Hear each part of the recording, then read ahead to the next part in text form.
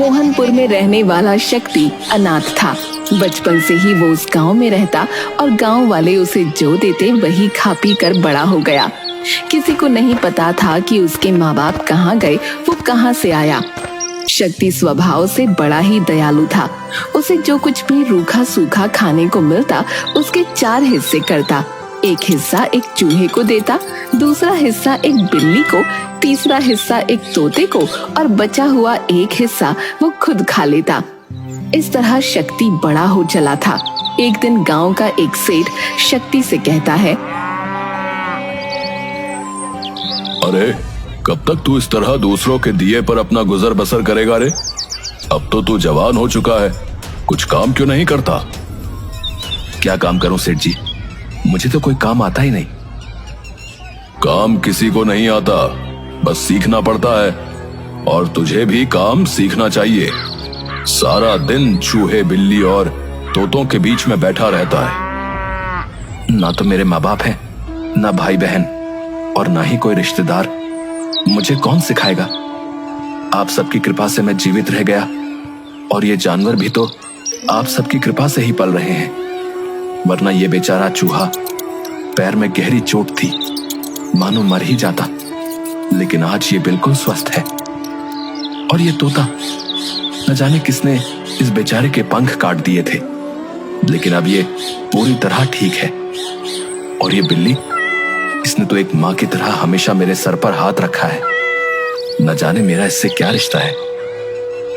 हाँ, तेरी ये कहानी हम बरसों से सुनते आ रहे हैं, लेकिन अब तुझे अपने साथ साथ इन जानवरों के भरण पोषण के लिए कुछ काम करना चाहिए। शक्ति शरीर से काफी कमजोर था। वो मेहनत का काम नहीं कर पाता था और पढ़ा लिखा न होने के कारण उसे कोई दूसरा काम भी नहीं आता था। वो गांव के लोगों के छोटे मोटे काम कर दिया करता, लेकिन उसके बदले कोई उसे पैसे नहीं देता था। लोग बस अपने घर का बचा हुआ खाना उसे दे दिया करते थे। एक दिन शक्ति अपने तीनों दोस्तों से बातें कर रहा होता है। दोस्तों, मुझे अपने जीवन से किसी चीज की इच्छा नहीं है, लेकिन अब ऐसा लगता है कि गांव वालों का बचा खाना भी हमारे हिस्से में नहीं है। शायद इस गांव में हमारा दाना पानी इतने ही दिनों का था। मैं सोच रहा हूं कि किसी और गांव चला जाऊं और काम ढूंढने की कोशिश करूं, लेकिन मैं तुम सबको अपने साथ नहीं ले जा सकता। इसलिए मैं तुम सबके रहने का ठिकाना यहीं पर कर देता हूं। शक्ति चूहे को ले जाकर सेठ के गोदाम में छोड़ देता है, जहां उसे अनाज की भरी हुई बोरियां दिखती हैं। चूहा अपना पूरा जीवन उस गोदाम में रहकर गुजार सकता था। उसे कभी खाने की कमी नहीं होती। चूहा बड़ा खुश होता है और मनुष्य की आवाज में शक्ति से कहता है, मित्र, तुमने तो मेरे पेट भरने का इंतजाम कर दिया है, अपना ध्यान रखना। अरे, तुम इंसानों की तरह बोल सकते हो? हाँ, मैं तुम्हारी सारी बातें सुन भी सकता हूँ और बोल भी सकता हूँ।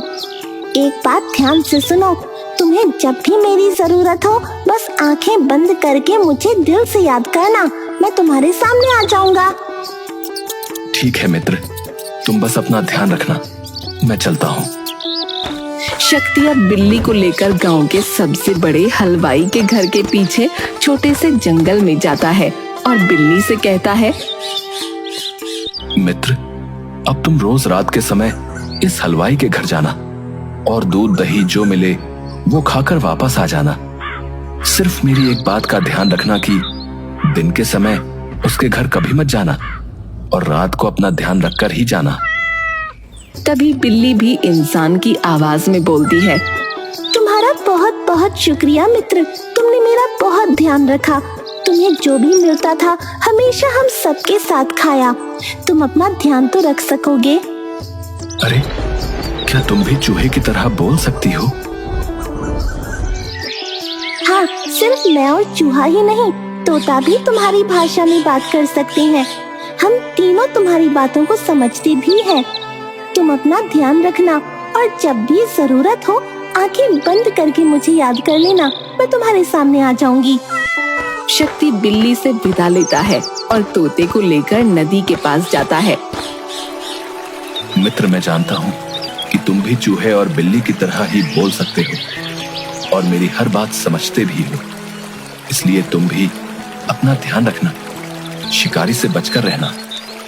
शुक्रिया मित्र, तुमने इतने सालों हमारी रक्षा की, हमें संभाला, परंतु अपना ध्यान रखना और जब भी जरूरत हो अपनी आंखें बंद करके दिल से हमें याद करना, हम तुम्हारे सामने आ जाएंगे।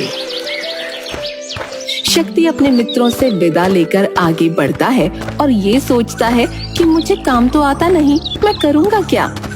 तभी उसे गांव में आने वाले सपेरे की याद आती है।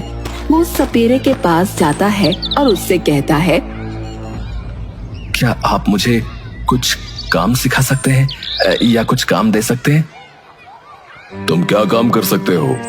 मेरा काम तो बड़ा जोखिम का है, इसे सीखने में बहुत समय लगता है। सांपों को पकड़ना, उनके जहरीले दांत निकालना बड़ा मुश्किल काम है, इसमें जान भी जा सकती है। बिना भोजन की भी तो जान जा ही सकती है। ठीक है, अगर तुम यही चाहते हो तो तुम मेरे साथ रह सकते हो। कुछ समय तक शक्ति सपेरे के साथ रहता है और काम सीखने की कोशिश करता है, लेकिन अपने दया भाव की वजह से उसे सांपों को जंगल से पकड़कर लाना और उनके दांत निकालकर उन्हें कैद करना बिल्कुल पसंद नहीं आ रहा था। एक दिन वो अकेला ही सांप पकड़ने जंगल में जाता है और एक सांप को पकड़ भी लेता है। तभी उसके मन में दया भाव जागृत होती है और वो उस सांप को वापस जंगल में छोड़ देता है। तभी सांप बोल पड़ता है, मुझे इस जंगल में मत छोड़ो, मैं बहुत बूढ़ा हो चुका हूँ। अगर तुम मुझे यहाँ छोड़कर जाओगे तो इस जंगल के जानवर मुझे खा लेंगे, क्योंकि मैं अब भाग भी नहीं सकता। क्या तुम भी इंसानों की तरह बोल सकते हो? हाँ, मैं तुम्हारी तरह बोल सकता हूँ। लेकिन मैं तुम्हें कहाँ पर छोड़ूं जहां तुम सुरक्षित रहोगे? तुम ही मुझे कोई ऐसी जगह बता दो। तुम मुझे लेकर जंगल में पूर्व दिशा की ओर चलो। शक्ति सांप को लेकर जंगल की पूर्व दिशा की ओर बढ़ता है और तभी उसे एक गुफा दिखाई देती है, जिसे देखकर सांप शक्ति से कहता है, तुम मुझे इस गुफा के पास छोड़ दो और मेरी पूंछ को कसकर पकड़ना। अब ठीक है। शक्ति सांप को गुफा के पास छोड़ देता है और उसकी पूंछ को कसकर पकड़ लेता है। सांप की पूंछ के सहारे वो उस गुफा के अंदर सरकता जाता है और कुछ देर के बाद वो एक अनोखी दुनिया में पहुंच जाता है, जहां बहुत सुंदर फूल, पेड़, झरने, नदी, सब कुछ बहुत सुंदर था। वहीं पास में एक बहुत बड़ा सुंदर महल भी था। सांप अपनी केंचुली छोड़ता है और एक सुंदर से राजकुमार के रूप में शक्ति के सामने खड़ा हो जाता है। अब तुम कौन हो और तुमने अपना रूप कैसे बदला? मैं एक इच्छाधारी सर्प हूँ और इस सर्प नगरी का मंत्री भी हूँ। तुम मेरे साथ इस महल के अंदर चलो। शक्ति उस युवक के साथ महल के अंदर जाता है, जहाँ पर सर्पराज विराजमान होते हैं। महाराज की जय हो। महाराज, आज तो मैं बहुत बुरी तरह फंस गया था। वो तो शुक्र है इस युवक का, जिसने सही समय पर अपने दिल की बात सुनी और मुझे आजाद कर दिया, वरना मैं किसी सपेरे के पिटारे की शोभा होता। तुम्हारा बहुत बहुत शुक्रिया युवक। आज तुमने हमारे मंत्री की रक्षा करके हमारा दिल जीत लिया है। मैंने तो बस अपने दिल की बात सुनी महाराज। अपने इस उपकार के बदले कुछ समय हमें मेहमान नवाजी का मौका दो और हमारे इस सर्प लोक में रहो। अब जैसी आपकी आज्ञा महाराज। शक्ति कुछ समय तक सर्प लोक में ही रहता है। सर्पराज शक्ति की बोल चाल और उसके स्वभाव से बहुत प्रभावित होते हैं और मन ही मन अपनी इकलौती पुत्री का विवाह उससे करने की ठान लेते हैं। इस विषय में वो अपने मंत्रियों से सलाह करते हैं और उन सब की सहमति के बाद वो शक्ति से बात करके अपनी पुत्री और शक्ति की शादी कर देते हैं। सर्पराज की पुत्री बहुत ही सुंदर थी। उसके बाल सुनहरे और लंबे थे। जो उसे एक बार देख लेता वो जीवन भर उसके रूप और केश को भूल नहीं पाता था। विवाह के बाद दोनों सर्पलोक में ही खुशी खुशी रहते हैं। एक दिन शक्ति सर्प कुमारी नागमणि से कहता है, नागमणि, अब हमें यहाँ से चलना चाहिए और मुझे हम दोनों के लिए नया घर भी बनाना है। ठीक है, परंतु आपको पहले पिताजी से आज्ञा लेनी होगी और जब वो आपको जाने की आज्ञा दे दें और आपसे कुछ मांगने को कहें तो आप पहले उनसे ये वादा ले लीजिएगा कि वो आपके द्वारा मांगी गई वस्तु आपको दे दें। आप उनके गले में पड़ी हुई मोतियों की माला मांगना। ठीक है। शक्ति सर्पराज के पास जाता है और नागमणि को साथ लेकर वहां से जाने की आज्ञा मांगता है। अगर तुम्हें यही उचित लगता है तो मैं तुम्हें नहीं रोकूंगा। मैंने तुम्हें अपने जीवन की सबसे बहुमूल्य चीज, अपनी पुत्री नागमणि दे दी है, परंतु फिर भी मैं चाहता हूं कि तुम जाने से पहले मुझसे कुछ उपहार स्वरूप ले लो। अब ठीक है, अगर आप चाहते हैं तो मैं आपसे जरूर मांग लूंगा, परंतु आपको मुझसे वादा करना होगा कि आप मुझे वो वस्तु अवश्य देंगे जो मैं आपसे मांगूंगा। मैं तुमसे वादा करता हूं। बताओ तुम्हें क्या चाहिए? मुझे आपके गले की मोतियों की माला बहुत अच्छी लगती है। अब क्या आप मुझे उपहार स्वरूप ये दे सकते हैं? बिल्कुल दे सकता हूं। सर्पराज अपने गले में पड़ी हुई मोतियों की माला निकालकर शक्ति को दे देते हैं। शक्ति और नागमणि पिता से विदा लेकर सर्पलोक से बाहर पृथ्वी लोक पर आ जाते हैं। पृथ्वी लोक पर आने के बाद नागमणि शक्ति से कहती है, अब हम कहाँ जाएंगे? आपके पास तो कोई घर भी नहीं है। चिंता ना करो, मैं बहुत मेहनत करूंगा और हमारे लिए एक बहुत सुंदर घर बनाऊंगा। आपको कुछ करने की जरूरत नहीं है। आप मुझे पिताजी की दी हुई वो मोतियों की माला दे दीजिए। शक्ति मोतियों की माला नागमणि को देता है। नागमणि मोतियों की माला पर जल का छिड़काव करती है और हाथ जोड़कर विनती करती है, हे अमूल्य माला, आप मेरे और मेरे पति के लिए एक बहुत सुंदर सा महल बना दीजिए और हर सुख सुविधा से पूरी तरह से वो संपूर्ण हो, जहाँ किसी चीज की कोई कमी ना हो। नागमणि के प्रार्थना करते ही वहाँ पर एक बहुत सुंदर सा महल बन जाता है, जहाँ सब कुछ होता है। नागमणि और शक्ति उस महल में खुशी खुशी रहते हैं। एक दिन नागमणि अपने महल की खिड़की पर खड़ी होकर अपने बालों को सुखा रही होती है। तभी उसके कुछ बाल टूटकर महल के पास बह रही नदी में चले जाते हैं और उन बालों को एक मछली निगल जाती है। मछुआरे नदी में मछलियां पकड़ रहे होते हैं और वो मछली भी उनके जाल में फंस जाती है। मछुआरे मछलियों को पास के राज्य के राजा के पास उपहार स्वरूप भेंट कर देते हैं। महाराज की जय हो। महाराज, आज हमने बहुत सारी मछलियां पकड़ी हैं और उपहार स्वरूप हम आपको ये भेंट करना चाहते हैं। हम तुम्हारा उपहार स्वीकार करते हैं। आज हम भोजन में यही खाना पसंद करेंगे। राजा के आदेश पर रसोइया उन मछलियों को काटकर पकाने की तैयारी कर रहा होता है।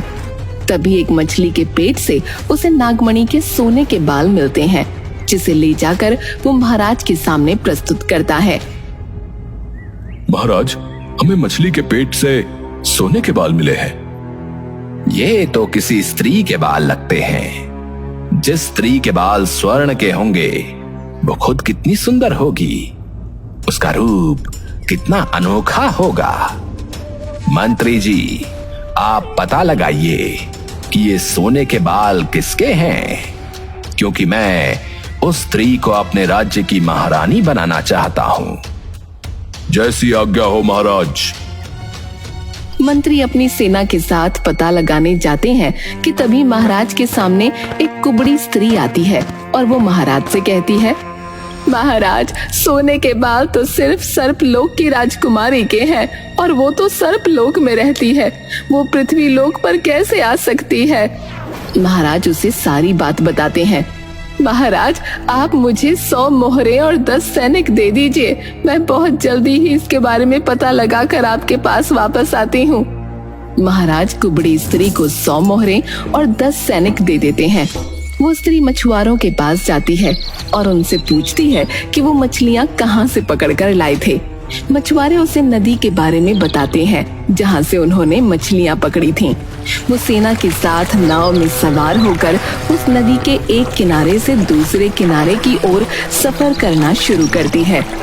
2-3 दिनों के बाद उसे नदी के पास एक सुंदर और भव्य महल दिखाई देता है।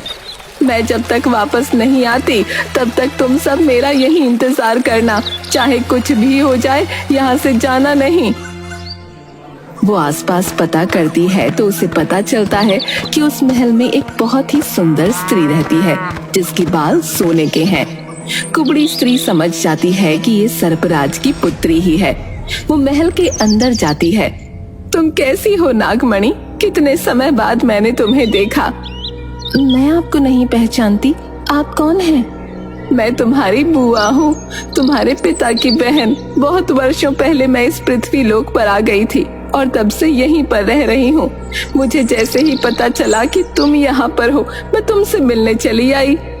नागमणि उस स्त्री को नहीं पहचानती थी, लेकिन उस कुबड़ी स्त्री ने सर्पलोक की बहुत सी बातें नागमणि को बताईं, जिसके बाद नागमणि को लगा कि हाँ, ये मेरी बुआ हो सकती है जो बहुत सालों से पृथ्वी लोक पर है, जिसके कारण मैं इन्हें नहीं पहचानती।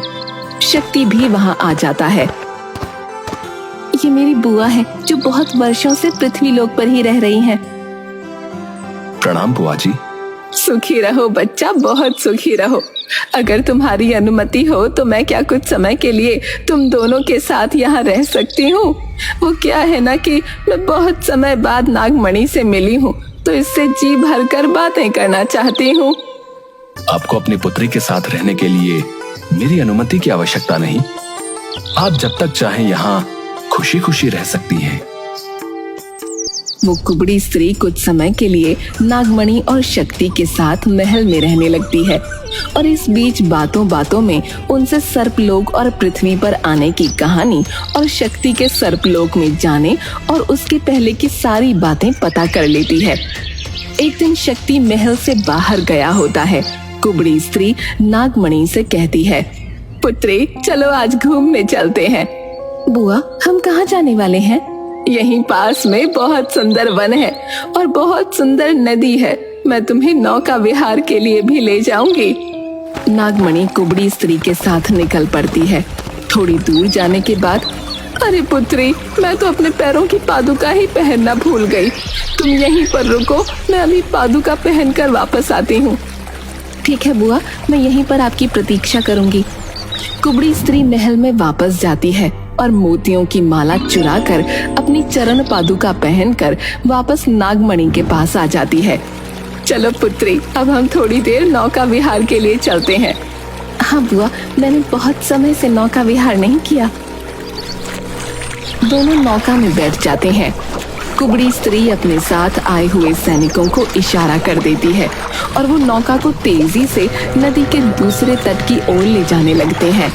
नागमणि को कुछ सही नहीं लगता। हम कहाँ जा रहे हैं बुआ? और ये लोग इतनी तेज नौका क्यों चला रहे हैं? चुपचाप इस नौका में बैठी रहो और शोर मचाने या कुछ करने की जरूरत नहीं है, क्योंकि तुम्हारी रक्षा करने यहाँ कोई नहीं आएगा।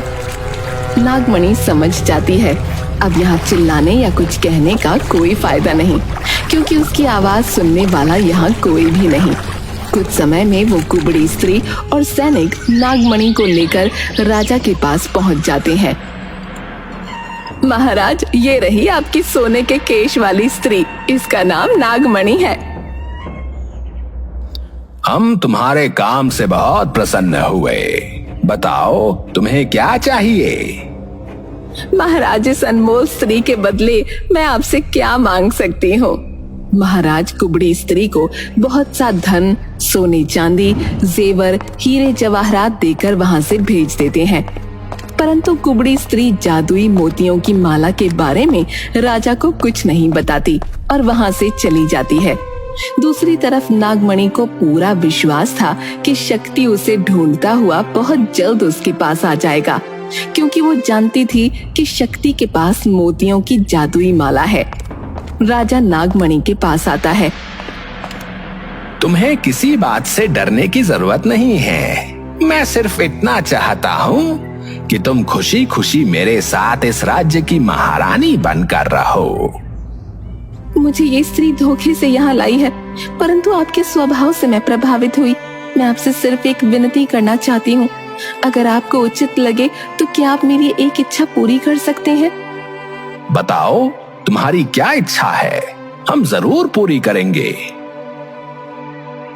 मैं सिर्फ इतना चाहती हूँ कि आप 6 महीने तक मेरे पास आने की कोशिश मत कीजिए, और 6 महीने के बाद आप जैसा चाहेंगे मैं वैसा ही करूँगी। महाराज तो नागमणि के रूप पर पहले ही मोहित हो चुके थे। उन्होंने तुरंत कहा, ठीक है, तुम जैसा चाहती हो वैसा ही होगा।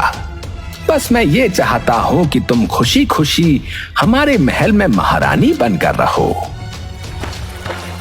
दूसरी तरफ शक्ति जब अपने महल में वापस आता है तो नागमणि उसे वहाँ नहीं दिखती, और जब वो मोतियों की माला को ढूंढता है तो वो भी उसे नहीं मिलती। वो समझ जाता है कि ये सब उस कुबड़ी स्त्री का ही काम है। वो नागमणि को ढूंढने की बहुत कोशिश करता है, लेकिन उसे कुछ पता नहीं चलता। 2-3 दिन के बाद वो खुद से बोलता है, न जाने मेरी नागमणि कहाँ होगी और किस हाल में होगी। ये सारी मेरी गलती है जो मैंने उस दुष्ट कुबड़ी स्त्री पर विश्वास किया। जादुई मोतियों की माला भी वही लेकर गई होगी, लेकिन अगर वो नागमणि के पास होती तो अब तक नागमणि वापस आ चुकी होती। मैं क्या करूं? किससे मदद मांगूं? वो रोने लगता है। तभी उसे अपने मित्रों की याद आती है। वो अपनी आंखें बंद करके अपने मित्र चूहा, बिल्ली और तोते को याद करता है। क्षण में वो तीनों शक्ति के सामने खड़े होते हैं। क्या बात है मित्र, तुम बहुत उदास लग रहे हो। मित्रों, मैं बहुत मुसीबत में हूँ।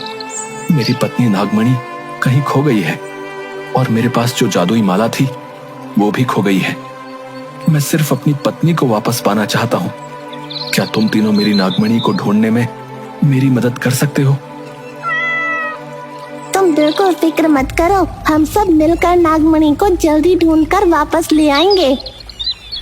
तीनों मित्र आपस में सलाह करते हैं और निर्णय लेते हैं कि तोता उड़ सकता है और वो दूर दूर तक जाकर नागमणि का पता आसानी से लगा सकता है। ठीक है, तुम सब यहीं पर मेरा इंतजार करना। मैं नागमणि का पता लगाकर जल्दी वापस आता हूँ।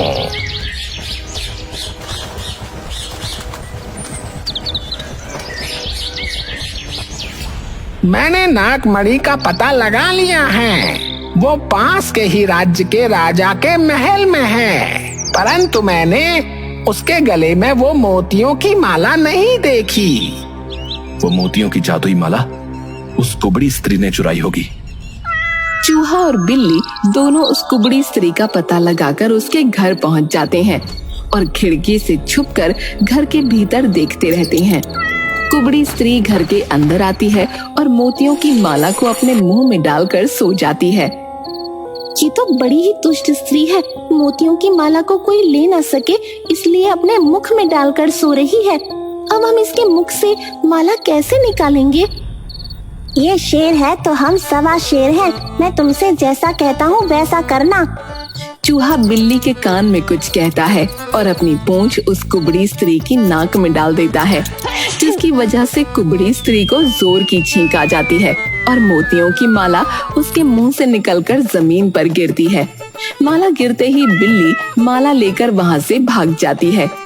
वो दोनों सीधा शक्ति के पास जाते हैं। मित्र, ये लो अपनी जादुई मोतियों की माला और जल्दी ही अपनी नागमणि को अपने पास वापस बुला लो।